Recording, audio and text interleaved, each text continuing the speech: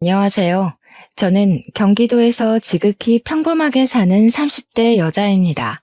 여러분의 인생 좌우명은 무엇인가요? 저의 좌우명은 뿌린 대로 거둔다예요. 저희 부모님은 제가 어릴 때부터 남에게 상처를 주면 그 상처가 그대로 돌아오고 도움을 주면 제가 힘들 때 도움을 받을 수 있다고 가르치셨어요. 그래서 제가 말이나 행동을 할 때 남에게 상처 주지 않도록 늘 조심하라고 하셨죠. 이러한 가르침 덕에 제가 학교 다닐 때나 직장에 다닐 때 주변 사람들과 그 흔한 말싸움 한번 하지 않고 두루두루 좋게 지냈어요. 그런데 이런 제가 살면서 처음으로 말싸움을 하게 된 사람이 있는데 그 사람이 바로 저의 형님이세요. 제 형님은 저보다 한 살이 많아요. 처음에 인사드리러 갔을 때도 되게 날카롭게 이야기하고 자기 동생인 남편을 엄청나게 아끼더라고요. 그리고 무엇보다 남편과 시아버지가 대형 병원에서 일하는 의사라는 자부심이 정말 강했어요. 사실 우리 집은 그냥 노후 걱정만 안 해도 되는 지극히 평범한 집안이거든요. 형님은 우리 집 사정을 듣고 평범한 평민이 의사 남편과 시댁 만나서 팔자를 고치려 한다며 처음 만날 때부터 저를 그다지 곱게 보지 않더라고요. 그래도 제가 형님이랑 사는 것도 아니니 그냥 참고 넘겼죠. 인사하고 집에 오는 길에 남편에게 형님은 어떤 사람인지 물어봤어요. 형님이 어렸을 때 아버지는 병원에서 야간 근무하시고 오셔서 주무시고 어머니가 형님을 돌보는데 끓는 물을 놓치는 바람에 형님의 몸과 얼굴에 화상을 입었어요. 그래서 바로 수술을 해야 하는 상황이었는데 그때는 화장 수술비가 너무 비싸 제대로 수술을 시켜주시지 못했대요.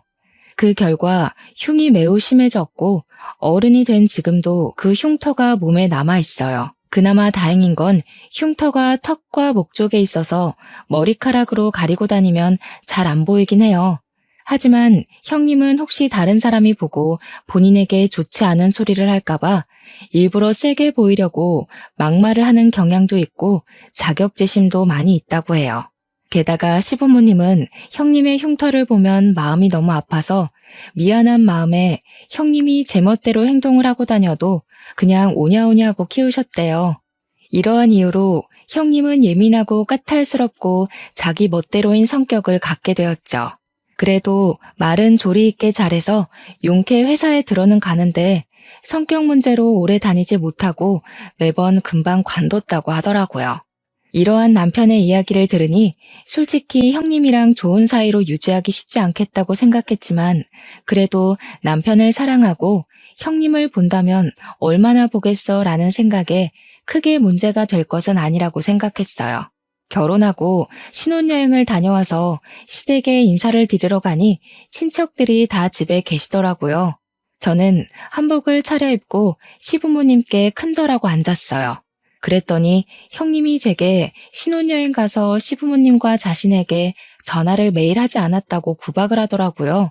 친척들이 다 계신 데서 형님이 뭐라고 하시니 기분이 좀 상했지만 그래도 결혼한 지 얼마 되지 않아 아직은 많이 눈치가 보일 시기기에 그냥 앞으로는 전화 자주 드리겠다고 말했어요. 시어머니는 여행 다녀와서 힘들 테니 편한 옷으로 갈아입고 저녁을 먹자고 하셨어요. 제가 알겠다고 하고 옷을 갈아입으려고 가려는데 형님은 바로 저녁 식사 준비를 하라고 하더라고요. 신혼여행 후에는 시댁에서 친척들과 지인들에게 며느리가 직접 밥을 차려야 한다면서요. 그러면서 선심을 쓰듯이 반찬과 국은 있으니 그냥 상만 차려오라고 하더라고요. 그래서 저는 한복을 입고 15인분의 밥상을 차렸네요. 밥을 다 차리고 저도 밥을 먹으려고 앉았는데 이번에는 형님이 물을 가져와라. 국이 다 식어서 다시 데워야겠다. 여기 반찬이 다 떨어졌으니 가져오라고 하면서 제가 앉아있을 시간을 전혀 주시지 않더라고요. 그 덕에 저는 밥을 하나도 먹지 못하고 음식만 열심히 날랐네요. 시부모님은 그런 형님에게 신우짓 하지 말라고 하셨지만 형님은 친척들도 다 계신 자리에서 시부모님께 날카롭게 한마디 하더라고요. 그래도 우리 집이 일반 집도 아니고 엄연히 의사가 둘이나 나온 집안인데 별 볼 일 없는 일반 평민 주제에 이 정도는 해야지. 안 그래요, 다들? 어떻게 감히 여기에 껴서 밥을 처먹으려고 그래?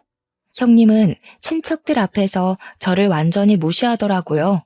시아버지가 뭐라고 하시긴 하셨지만 형님이 워낙에 막무가내이기도 하고 친척들이 계셔서 크게는 혼내지 못하셨어요. 형님은 친척분들이 식사를 다 하시고 나니 저에게 당연한 듯이 설거지를 시키더라고요. 저는 아무 도움 없이 혼자 설거지까지 마무리 지었어요. 부엌을 정리하고 부엌에서 나오니 이번에는 과일과 차를 내오지 않고 뭐 하냐고 하시더라고요. 다시 저는 부엌에 들어가 과일과 따뜻한 차를 한 상 내왔어요. 형님은 과일을 먹다가 제게 옆에 앉아보라고 하더라고요. 그리고 우리 집 며느리들이 지켜야 할 규칙이 있다며 일러주더라고요. 일단 매일 시부모님께 안부 전화해야 돼. 그리고 매달 첫 토요일에는 무조건 우리 집에 와서 다 같이 점심 저녁을 먹어야 해. 또 제사와 차례는 하늘이 두 쪽이 나도 반드시 참석해야 한다. 원래 우리 엄마가 이런 거 알려줘야 하는데 엄마가 워낙에 착하셔서 이런 얘기 못하고 도리어 며느리 시집살이 사실까봐 내가 대신 얘기하는 거야. 알겠니? 형님의 어이없는 요구에 황당하긴 했지만 그래도 시댁에 온 첫날이기도 하고 친척들도 계셔서 괜히 분란을 만들기 싫어서 일단은 알겠다고 했네요. 그리고 다음 날부터 형님의 본격적인 시집살이가 시작되었어요. 형님은 매일 아침 제게 전화해서는 시부모님께 안부 전화를 하라고 하시더라고요. 그러고는 저녁 때 또 전화해서는 안부 전화를 했는지 안 했는지 확인 전화까지 했어요. 제가 안 했다고 하는 날에는 며느리가 돼서 시부모님께 연락도 안 드리냐며 잔소리를 해대더라고요. 결혼 후 처음으로 맞이하는 첫째 주 토요일. 형님은 무조건 시댁에서 밥을 먹으라고 했지만 결혼하고 친구들에게 인사하고 밥을 사준다고 가지 못했어요. 솔직히 말하면 그때 형님의 말을 주의 깊게 듣지 않아 잊어버리고 있었어요. 친구들과 함께 있는데 형님이 전화 오더라고요. 우리 집에서 같이 매주 첫째 주 토요일에는 같이 밥을 먹어야 한다고 하지 않았냐면서요. 그러면서 빨리 오라고 5분에 한 번씩 전화가 오는데 정말 돌아버리겠더라고요. 결국엔 친구들에게 양해를 구하고 시댁에 일단 갔어요. 시댁에 도착하자마자 형님은 내 말이 말 같지가 않냐면서 엄청 뭐라고 하셨어요. 저는 도무지 듣고만 있을 수가 없어서 형님에게 화를 내며 따져 묻기 시작했어요. 이게 바로 제 인생 처음으로 한 말싸움이었죠. 형님이 말씀하신 거 잊어버려서 죄송은 한데요. 그런다고 친구들에게 결혼식 와줘서 고맙다고 밥을 사는데 5분마다 한 번씩 전화하는 것은 좀 너무하신 거 아닌가요? 네가 무슨 돈이 있다고 밥을 사. 이거 다 내 동생 돈으로 사는 거 아니야? 잘하는 짓이다. 우리 상호는 병원에서 그렇게 뼈가 빠지게 일하는데 너는 그 돈으로 친구들 밥도 사고 아주 팔자 좋아. 아니요, 오늘 친구들 밥은 결혼 전에 제가 모아둔 돈으로 샀어요. 남편 돈으로는 공동 생활비만 쓰고 있어요. 시부모님은 점점 언성이 높아지는 저와 형님을 말리셨지만 형님은 자기 동생 돈으로 제 친구들에게 밥을 사줬다는 오해를 하시며 화를 엄청나게 내시더라고요. 저는 형님의 이러한 지나친 간섭이 답답했지만 제 남편은 병원 일로 이야기는커녕 얼굴 보기도 힘들고 잠도 거의 자지 못하고 눈만 뜨고 다니는 상황인 것을 알기에 어쩔 수 없이 혼자 속으로 사겼답니다. 결혼 후 첫 명절이었어요. 남편은 역시 또 당직이라 병원에 있었고 저 혼자 시댁에 음식을 장만하러 갔었어요. 형님은 말로만 참견하며 잔소리를 했지만 이미 그 전에 몇 번 당해봤던 터라 그냥 그런가 보다 하고 한 귀로 듣고 한 귀로 흘렸어요. 음식 장만은 시어머니가 음식을 주로 하셨고 저는 뒤에서 보조 역할만 해서 생각보다 힘들지 않더라고요.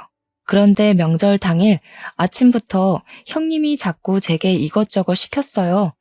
아침에 차례를 지내고 설거지를 하고 집에 가려는데 갑자기 제가 해주는 음식들이 맛있다며 음식을 만들어주고 가라는 거예요. 제가 친정에 가야 한다고 해도 친정이 먼 것도 아니고 시간이 걸리면 얼마나 걸린다고 그러느냐며 자꾸 해달라는데 매정하게 안 해주고 가기도 조금 그렇더라고요. 그래서 음식을 다 만들었더니 또 지금은 입맛이 없다며 먹지도 않아요. 그리고 이제는 정말 집에 가려는데 주방 후드 청소까지 싹 시키더라고요. 저는 그런 형님의 말을 무시하고 제 짐이 있는 작은 방에 갔어요. 그런데 웬걸 형님이 문을 잠가버렸더라고요. 형님, 여기에 제 짐 있는데 방문 좀 열어주세요. 어머, 실수로 문이 잠겼네. 그런데 자물쇠가 없어서 어쩌나. 오늘 올케 집에 못 가겠네. 원래 며느리는 명절 다 끝나고 가는 거야. 무슨 벌써 집에 가려고 해. 그냥 이렇게 된 김에 오늘 자고 가. 여기 방문은 내일 열쇠 찾아서 열어줄게. 이러한 형님의 어이없는 만행으로 저는 그날은 결국 시댁에서 잠을 자고 다음날 형님이 이제야 열쇠를 찾았다며 문을 열어주어 연휴 마지막 날 친정에 갈 수 있었어요. 결혼 후 두 번째 명절 때는 시어머니가 입원하셔서 이번에는 차례를 지내지 말자고 시댁으로 오지도 말라고 하시더라고요. 남편도 병원 당직이라 출근해서 저는 오랜만에 늦잠을 잔 후 천천히 친정에 갈 준비를 하고 있었어요. 그런데 누군가가 우리 집 배를 누르더라고요. 문을 열어보니 형님이었어요. 형님의 손에는 커다란 장바구니가 있었고 그 안에는 음식 식재료가 가득 있었죠. 옳게, 내가 예전에 얘기했지? 며느리는 반드시 하늘이 두 쪽이 나도 시댁의 제사와 차례를 지내야 한다고. 설마 우리 엄마 병원에 계신다고 차례 안 지내려던 거 아니지? 빨리 내가 장봐온 거로 음식 장만해. 내가 도와줄게. 형님은 시어머니도 지내지 말라던 차례를 반드시 지내야 한다며 굳이 장을 봐오셔서는 음식을 장만을 시키셨어요. 처음에는 분명히 도와서 같이 한다고 해놓고서는 갑자기 급한 전화가 왔다며 자리를 뜨시더라고요. 한참을 지나도 오지 않길래 보니 큰방 침대에서 잠을 자고 있었어요. 결국 저 혼자 음식을 다 장만하고 차례도 지내고 뒷정리도 온전히 저 혼자 다 했죠. 정리까지 마친 뒤 할 일을 다 했으니 이제 친정집으로 가려고 짐을 챙기고 있었어요. 차례도 다 지냈으니 이제 친정에 가야 할 것 같아요. 그러니 형님도 이제 집에서 나가주세요. 저 지금 나갈 거예요. 뭐? 나가라고? 옳게. 그게 형님한테 할 말이야? 그리고 우리 상우가 먹고 자고 하는 집인데 집안 꼬락서니가 이게 뭐니? 이따가 상우 오면 푹 쉬어야 하니까 같이 집안 대청소도 하고 정리도 하고 가. 형님은 괜히 집의 상태를 지적하며 끝까지 나가지 않았어요. 제가 표정이 좋지 않거나 말대꾸라도 하면 감히 네가 의사 누나한테 말대꾸냐며 도리어 화를 버럭 내더라고요. 그렇게 나가지 않고 끝까지 버티는 형님 때문에 두 번째 명절에도 연휴 마지막 날에 친정에 갈 수 있었어요. 그 뒤로 저는 아이를 가졌어요. 아무 문제 없이 무사히 아들을 낳았고 이름은 시아버지의 뜻에 따라 김성준이라고 지었어요. 그 후 조리원에 2주 동안 있다가 성준이를 데리고 집에 왔는데 집에 형님이 있는 것이 아니겠어요? 옳게, 살이 많이 쪘네? 이러다가 우리 상우가 바람이라도 피면 어쩌려고. 관리 좀 해야겠다. 아기를 이제 막 낳고 온 사람에게 몸은 괜찮냐고 말하지는 못할 망정 살이 많이 쪘다느니 관리 좀 하라는 게 말이나 되나요? 저는 참지 않고 바로 형님에게 따졌어요. 아기 낳고 왔으니까 그러죠. 아, 형님은 아직 결혼을 안 해서 애를 안 낳아봤으니 모르시나 봐요. 감히 하늘 같은 형님한테 무슨 말대꾸야? 네가 우리 집 장손 낳았다고 이제 눈에 뵈는 게 없어? 나한테 예의 좀 지켜. 알았어? 본인이 예의 없는 소리를 해놓고 도리어 저한테 화를 내는 형님한테 한 소리를 더 하고 싶었지만 하필 그때 성준이가 울어서 어쩔 수 없이 그 정도만 할 수밖에 없었네요. 저는 우는 성준이를 데리고 큰 방으로 갔어요. 방에서 성준이를 달래고 모유를 먹이니 금세 잠이 들더라고요. 조심히 침대에 눕히고 큰 방 문을 닫고 나왔는데 형님이 우리 장손 자냐며 굳이 문을 다시 열더라고요. 그러고는 자꾸 볼을 만지고 손발을 만지작거렸어요. 저는 형님한테 그러다가 성준이가 깨면 오니까 어서 나오라고 했어요. 그래도 끝까지 버티고 계시더니 기어이 성준이를 깨웠어요. 결국 저는 잠시도 쉬지 못하고 다시 성준이를 안았죠. 그뿐만이 아니라 냉장고를 뒤져서 음식을 막 꺼내서 먹고 그러다가 접시를 깨고 바닥에 유리 조각이 있는데도 어떻게 치워야 하는지 모르겠다며 저에게 알아서 치우라고 하더라고요.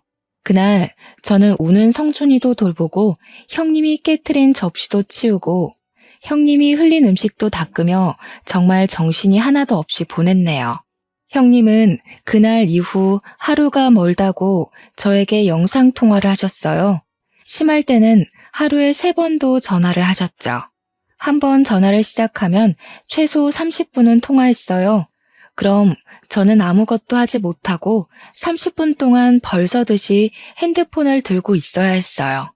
한 번은 제가 음식을 하고 있어서 대충 핸드폰을 세워놓았더니 성준이가 제대로 보이지 않는다며 큰 소리로 불러대며 우리 집 장손 얼굴을 보여달라며 닥달을 하더라고요. 이러한 형님의 집착이 너무 힘들기도 하고 피곤하기도 해서 한 번은 전화를 아예 받지 않았어요. 그랬더니 받을 때까지 전화하시더라고요. 저는 너무 짜증나서 핸드폰을 아예 꺼버렸어요. 그랬더니 집에까지 쫓아오시더라고요. 내가 우리 집 장손 얼굴 좀 보겠다는데 왜 전화를 받지 않느냐고요. 이렇게 형님의 시집살이는 갈수록 도를 넘었지만 남편은 병원 일로 바빠 여전히 얼굴도 잘 보지 못하는 상황이었어요. 잠도 못 자는 사람에게 이런저런 하소연하는 것도 아닌 것 같아 그냥 혼자 속으로만 끙끙 앓고 있었네요.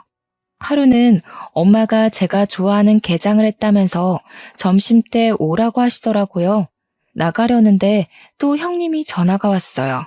저는 지금 나가봐야 해서 영상통화는 하지 못한다고 했더니 전화하는데 뭐 얼마나 걸리냐고 하시며 성준이가 보고 싶다고 굳이 또 영상통화를 하려 하시더라고요. 결국 30분 동안 영상통화를 하느라 제가 도착하겠다고 하는 시간보다 더 늦게 친정에 도착했어요.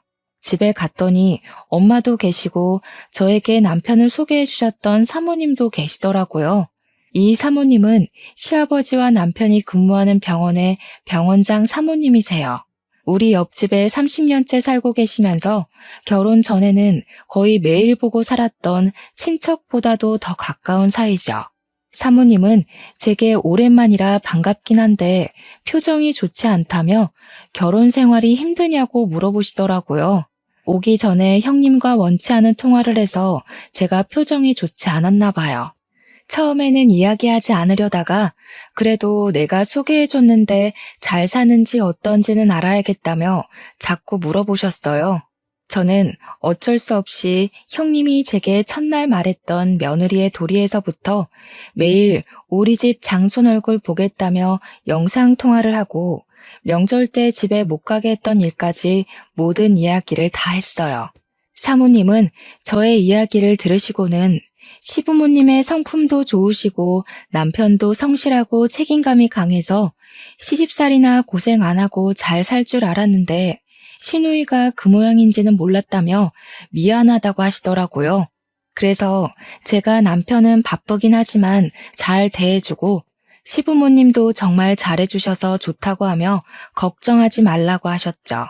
그래도 사모님은 오래 봐서 딸 같은 제가 고생하는 게 너무 속상하다며 혹시라도 도울 일이 생긴다면 언제든지 말해달라고 하셨어요. 형님은 그 뒤로도 매일 영상통화를 하고 말도 안 되는 논리로 항상 저를 괴롭게 했어요. 그렇게 1년 정도가 지났을 때 형님이 결혼을 생각하고 있다며 상견례 날짜를 알려주더라고요. 저는 꼭 가려고 했지만 하필 그날 새벽에 성준이가 열이 나서 입원하는 바람에 가지 못했어요. 그 후로 이야기가 잘 됐는지 결혼식 날짜가 잡혔다며 모바일 청첩장을 주시긴 했는데 성준이가 그 뒤로도 계속 아파서 정신이 하나도 없었던 터라 형님의 결혼 사진을 제대로 보지 못했어요. 사실 그때 형님이 우리 집 장손인 성준이 제대로 보살피지 못해서 열이 나게 됐다면서 형님이 매일 구박했거든요. 아이가 아프면 제일 마음 아플 사람도 엄마이고 고생하는 사람도 엄마인데 그런 저에게 고생한다고 말은 못 해줄 망정 아픈 가슴을 후벼 파시니 너무 형님이 밉더라고요. 그래서 형님의 얼굴이 나온 결혼 사진조차도 보기 싫어서 청첩장의 날짜만 확인하고 말았었네요. 그런데 남편을 소개해 주셨던 병원장 사모님의 아들도 결혼한다고 하더라고요. 그것도 형님 결혼 날짜와 같은 날, 같은 시간에요. 저는 정말 가고 싶었지만 형님과 결혼 날짜가 같으니 어쩔 수 없이 가지 못하고 엄마만 병원장님 아들의 결혼식에 참석하려고 했어요. 그런데 또 하필이면 그날 엄마에게 아주 급한 일이 생기는 바람에 엄마도 결혼식에 참석을 못하게 되었어요. 형님의 결혼식 날 저는 하객들을 맞이해야 하니 결혼식장에 일찍 갔는데 사모님이 한복을 입고 있더라고요. 저는 깜짝 놀라 오늘 아들 결혼식인데 왜 여기 계시느냐고 물었어요. 사모님은 우리 아들 결혼을 여기서 한다고 하시더라고요. 저는 설마 하는 마음에 형님이 보내주셨던 모바일 청첩장의 사진을 자세히 보았어요.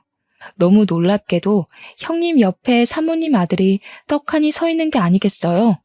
어머, 저희 형님하고 현우 오빠하고 결혼하는 거였네요?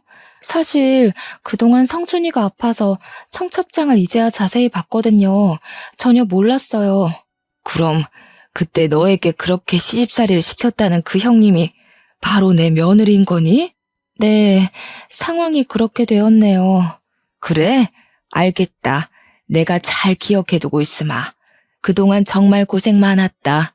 사모님은 제게 그동안 고생 많았다는 의미심장한 말씀을 남기고 하객을 맞이하러 가셨어요. 이윽고 결혼식이 시작되었어요. 평소에는 그렇게 날카롭고 예민하고 신경질적이었던 형님도 결혼식을 한다고 웨딩드레스를 입고 신부화장을 하니 아주 곱고 참해 보이더라고요. 그렇게 많은 사람의 축복 속에 결혼식은 무사히 마쳐졌네요.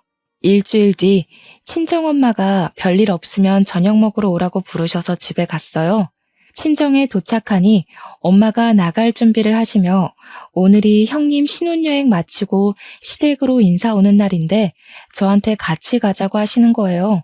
저는 보기 싫은 형님이 인사하는데 왜 굳이 내가 그 자리에 가느냐고 했죠.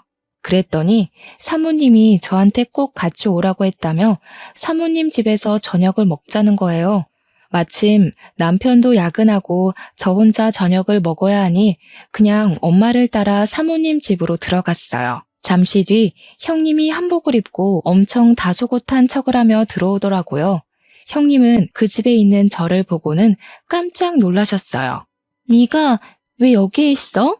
형님, 사실 여기 옆집이 바로 제 친정이에요.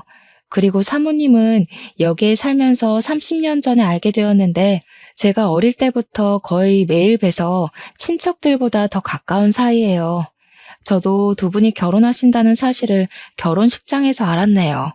그전에는 아시다시피 성준이가 매우 아픈 바람에 정신이 없었거든요. 그런데 형님, 세상 참 좁네요. 그렇죠?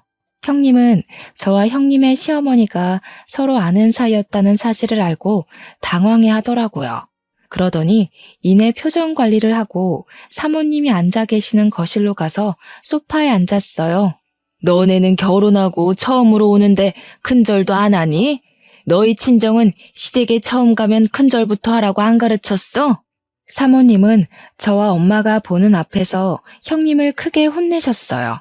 형님은 얼굴이 빨개져서 죄송하다고 하고 일어나더니 큰절을 했어요. 그래, 앉아라. 며느리는 신혼여행지에서 왜 매일 전화하지 않았니? 이제 한 가족인데 전화를 당연히 매일 해야 하는 거다. 알겠니? 그리고 매주 첫 토요일에는 무조건 우리 집에서 점심과 저녁을 먹어야 해. 그리고 제사와 명절 차례상은 며느리가 무조건 하늘이 두 쪽이나도 차려야 한다. 이게 우리 집 며느리의 도리란다. 알겠니? 형님은 자신이 제게 했던 말을 사모님이 그대로 하고 있으시니 뭔가 이상했는지 고개를 갸우뚱하며 대답하지 않더라고요. 그랬더니 사모님이 대답을 왜 안 하냐고 시어미 말이 우습냐고 하셨어요. 조곤조곤히 말씀하시지만 어찌나 카리스마가 넘치시던지 저와 엄마도 그 자리에서 움찔했네요. 형님이 알겠다고 답을 하니 이제는 부엌에 가서 밥을 차리라고 시키시더라고요. 어머니, 저 지금 여행 마치고 왔는데 이 불편한 옷을 입고 밥을 차려요? 원래 신혼여행 후에는 시댁에서 친척들과 지인들에게 며느리가 직접 밥을 차려야 한다는 거 모르니? 며느리가 됐으면 당연히 해야지. 손님들 배고프시니 잔말 말고 빨리 가서 밥 차려. 형님은 제가 처음에 시댁에서 했던 것처럼 한복을 입고 부엌으로 가서 한상을 차렸네요. 밥을 다 차리고 사모님과 엄마, 그리고 형님의 남편이 된 현우 오빠와 제가 자리를 잡고 앉았어요. 형님도 자리를 잡고 앉으려고 했어요. 너는 지금 말고 이따가 먹고 여기 옆에 서 있으렴. 명색이 병원장 사모의 손님들이 오셔서 식사하시는데 어디 이 자리에 앉아서 밥을 먹으려고 하니? 버리장머리 없기는. 아휴. 형님은 얼굴이 시뻘개져서는 앉으려다 말고 일어나서 사모님이 지정해 주시는 곳에 서 있었어요.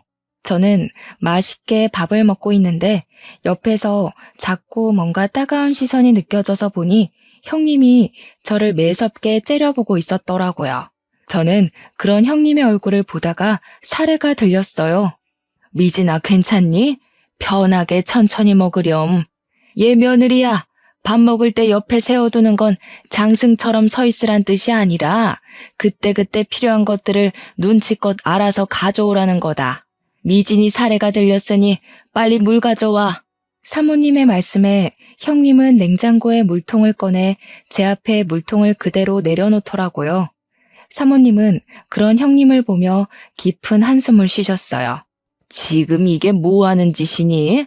아휴, 이럴 때는 손님한테 물통을 통째로 내어드리는 게 아니라 네가 물컵을 가져와서 따라줘야 하는 거야. 내가 너에게 이런 것도 하나하나 가르쳐야겠니? 무슨 초등학생도 아니고. 형님은 사모님께 또 한 소리를 듣고는 아주 짜증난다는 표정으로 컵을 챙겨와서 물을 따라줬어요. 그런 형님의 표정을 보고 있자니 고소하기도 하면서 뭔가 형님을 더 놀리고 싶은 생각이 들더라고요. 그래서 일부러 제 국이 식어서 그런데 국을 다시 따뜻하게 데워달라고 했어요. 형님은 아주 못마땅한 표정을 지으며 못 들은 척 하더라고요. 예, 못 들었니? 내 손님 미진이가 국을 데워달라잖아. 어서 따뜻한 국으로 가져다 주렴. 명색이 병원장 사모의 손님인데 당연히 이 정도 대접은 받아야지 않겠니? 결국 형님이 죽을 상으로 다시 국을 끓여서 가져오는데 얼마나 화가 났는지 형님의 손이 부들부들 떨리더라고요. 평소 같았으면 이미 다 뒤집어 엎었을 사람인데 평소에 그리 무시했던 제 앞에서 이렇게 당하고 있으니 아마 미치고 팔짝 뛸 노릇이겠죠. 저는 아주 고소하게 생각하며 음식을 맛있게 먹었답니다. 저녁을 다 먹고 나서도 사모님은 당연히 설거지는 며느리의 몫이라며 형님에게 설거지를 시키셨어요. 저는 사모님과 함께 거실에 앉아 차와 과일을 마시며 담소를 나눴어요. 설거지를 마친 형님이 부엌에서 나오자 사모님은 거실 소파에 잠깐 앉아보라고 하시더라고요.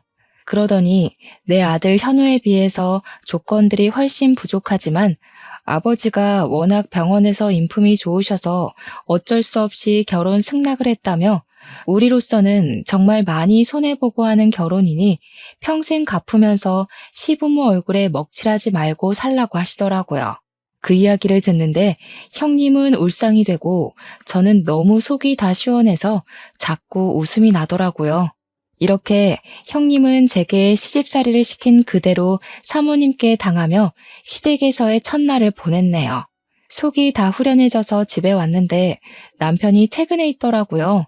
저를 보자마자 하는 이야기가 누나한테 울면서 전화가 왔다며 어떻게 누나가 그렇게 당하고 있는데 옆에서 부채질이나 하냐고 뭐라고 하더라고요.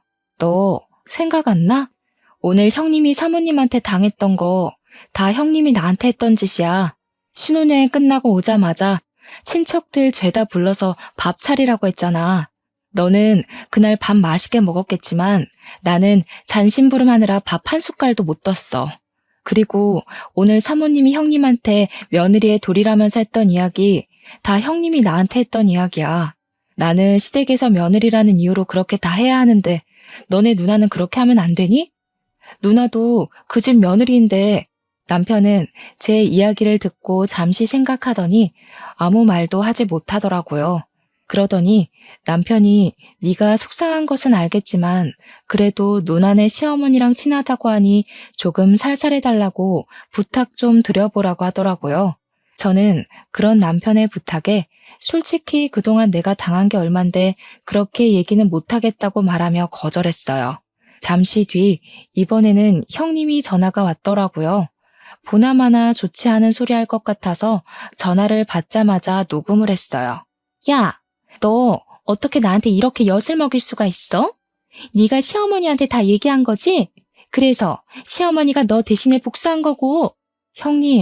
형님이 시댁에 대한 도리라면서 며느리는 이렇게 살아야 한다고 했잖아요. 형님도 이제 결혼을 하고 한 집안의 며느리가 되었으니 당연히 그리하셔야 하는 것 아닌가요? 너 내가 가만히 안 둘 거야. 네가 지금 그 아줌마랑 한편 먹고 나 괴롭히는 거 모를 줄 알고? 아줌마요? 사모님한테 시어머니 아니고 아줌마요? 아무리 그래도 시어머니인데 호칭은 똑바로 부르시죠. 어머, 우리 형님 집안에 장손이 오셔서 저는 장손을 돌보러 가야겠네요. 전화 끊겠습니다. 형님은 역시나 제게 화를 많이 내셨고 저는 녹음된 형님과의 통화 내용을 바로 사모님께 카톡으로 보냈어요. 다음 날 집에서 성순이를 돌보는데 엄마에게 전화가 왔어요. 엄마가 사모님 집에 가니 형님이 와 있었더라고요. 그런데 보니까 형님이 아주 눈물이 쏙 빠지게 혼나고 있던데 무슨 일 있었냐고 하시더라고요. 그래서 제가 어제 있었던 일을 이야기하며 아마도 그래서 혼난 것 같다고 했어요. 엄마는 그렇게 시집살이를 시키더니 쌤통이라며 저보다도 더 좋아하셨어요. 그리고 형님의 결혼 후 첫 명절날이 왔어요. 원래 병원장님은 평소에도 잘 쉬지 못하니 명절날에는 반드시 가족과 여행을 가세요.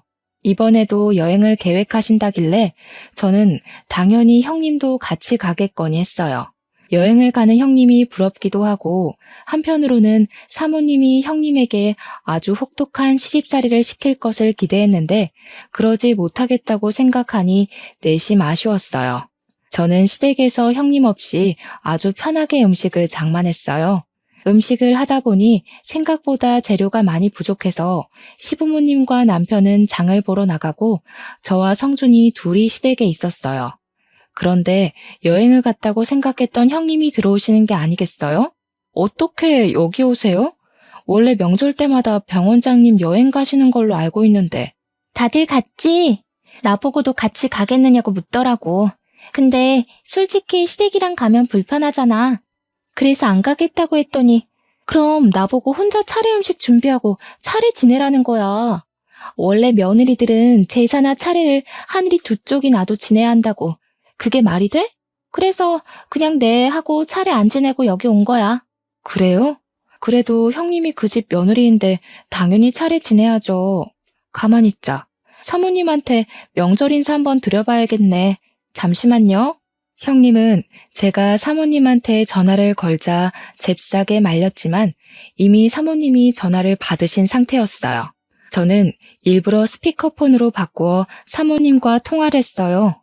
사모님, 여행을 잘 가셨죠? 사실 지금 저희 시댁에 형님이 있는데 어떻게 할까요? 난 분명히 우리 집에서 차례 지내라고 했는데 걔가 왜 거기 있니? 바꿔보렴. 저는 스피커폰으로 형님에게 제 핸드폰을 건넸어요. 형님이 떨리는 목소리로 말을 하자 사모님이 노발대발 하시더라고요. 내가 우리 집에서 차례 음식 차리고 혼자 차례상 차려서 지내라고 했는데 왜 말을 안 듣니? 첫 명절인데 시부모 말이 말 같지가 않아? 당장 얼른 가라. 가서 상 차리고 영상통화해라. 알겠니? 형님은 알겠다고 대답하고 전화를 끊고 저한테 왜 전화를 걸어서 이렇게 귀찮게 만드냐고 뭐라고 하더라고요.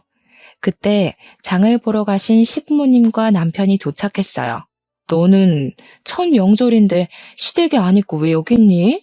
다들 여행 갔는데 나 혼자 시댁에 남아서 차례를 지내라 하잖아. 말이 돼? 그래서 여기로 왔는데 세상에 전현이 시어머니가 자기 아는 사모님이라고 전화 걸어서 나 욕먹게 했어. 당연한 거 아니니? 네가 며느리한테도 그렇게 알려주지 않았니? 당장 너희 시댁에 가서 차례상 차려라. 어떻게 너는 내 얼굴에 이렇게 먹칠을 해? 아빠, 어떻게 나한테 그래? 지금 시아버지, 시어머니가 날 얼마나 괴롭히시는지 알아? 나 정말 너무 힘들어서 이혼하고 싶다고. 병 원장님 내외분 경우가 없으신 분 아니시다. 네가 뭘 잘못해서 그런 거겠지. 그런 줄 알고 앞으로는 절대 이렇게 오지 마라. 이혼? 이혼해서 나랑 네 동생 얼굴에 먹칠만 해봐. 그땐 우리 영 끊고 넌 집에서 쫓겨나는 거야. 명절을 편하게 보낼 생각에 집으로 왔던 형님은 시아버지와 시어머니의 성화에 다시 울면서 사모님 댁으로 가더라고요. 저는 그 후로 형님 없이 아주 편한 명절을 보냈어요. 그 뒤로 형님한테 전화가 왔어요. 형님은 제게 시댁의 시집살이가 너무 힘들다고 이혼하고 싶다고 하더라고요. 저는 형님이 이혼하고 싶은 것을 왜 제게 말씀하시냐고 물었어요. 이혼하고 싶어서 우리 엄마한테 전화했더니 엄마도 사돈이 병원장님이신데 이혼하면 아빠와 동생이 병원 생활 힘들어져서 안 된다고 하면서 말리시더라. 그래서 저한테 이런 이야기 하시는 이유가 뭐예요? 네가 내 시어머니께 잘 말씀드려서 우리 형님 좀 적당히 봐달라고 하면 안 돼?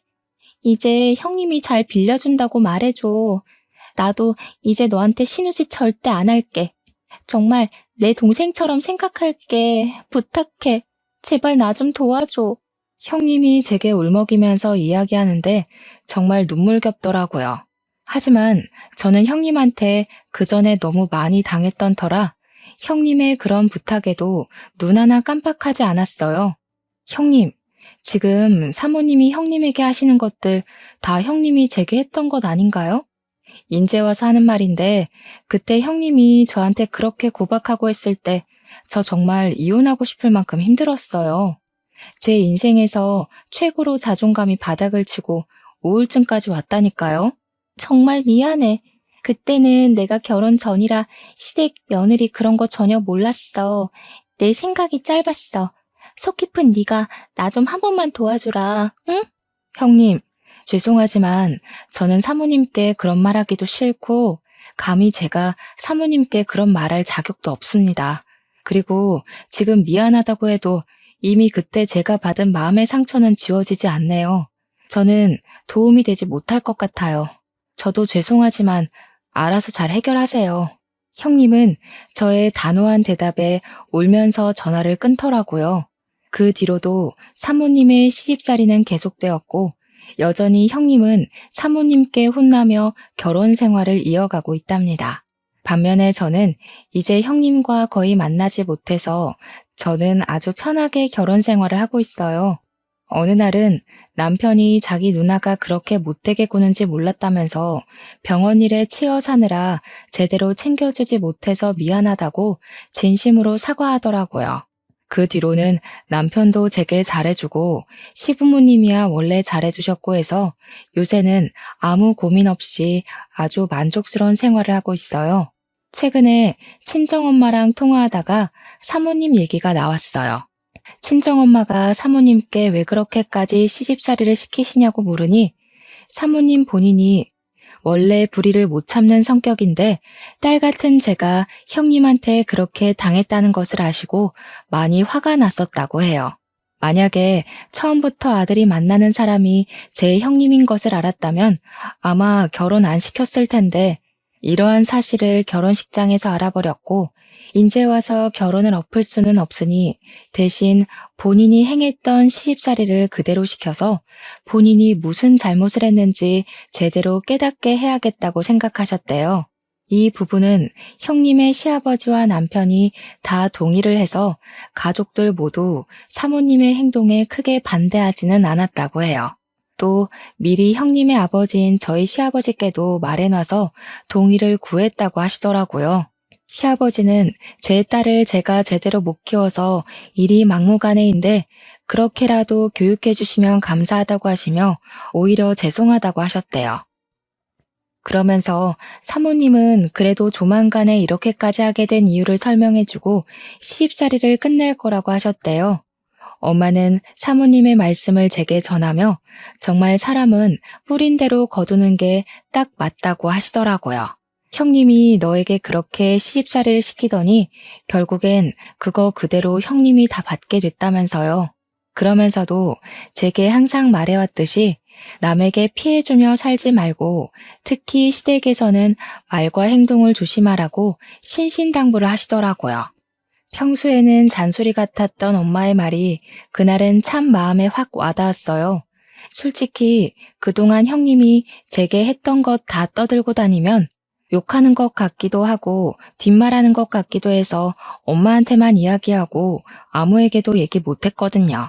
하지만 제가 이렇게 많은 사람이 듣는 이곳에 사연을 남기게 된 이유는 이제 형님의 시집살이가 어느 정도 끝이 나는 것 같기도 하고 무엇보다 우리 아들 성준이가 커서 장가를 가고 내가 누군가의 시어머니가 되면 절대 며느리에게 시집살이 시키지 말고 딸처럼 생각해줘야겠다 다짐하는 의미에서 이렇게 사연을 남겨요. 물론 저를 못살게 군 형님이 자신이 했던 방식으로 똑같이 당하니 속이 시원한 마음도 있긴 있고요. 조금 있으면 또 명절이네요. 어릴 때는 명절날이 그저 좋기만 했는데 결혼하고 나이가 드니 사실 명절날이 그리 반갑지는 않은 것 같아요. 결혼 전에는 친척들이 제 미래를 너무 걱정해 주셔서 힘들고 결혼 후에는 결혼 전처럼 편하게 행동하기에는 눈치가 보이니 힘든 것 같아요. 분명히 오랜만에 친척들을 만나서 반가워야 할 명절인데 요새는 여러 가지 상황에 의해 그러지 못하니 명절의 참된 의미가 많이 퇴색된 것 같아서 뭔가 씁쓸하기도 하고 그러네요. 문득 이런 생각이 들어요. 집안에서 누군가의 시누이가 되시는 분들은 시댁이 어렵고 불편할 며느리들을 배려해주고 누군가의 며느리가 되시는 분들은 혹시라도 부당한 대우를 받는다고 느꼈을 때 참고 참다가 나중에 폭발해서 더 큰 상황을 만들지 말고 바로 이야기해서 같이 문제를 해결해 나가면 조금 편해지지 않을까 하는 생각이에요. 물론 말처럼 그리 쉽게 이루어지지는 않겠지만 그래도 이번 명절만큼은 시누이, 며느리 모두 다 행복해지기를 기원하며 사연을 마칩니다. 들어주셔서 감사해요.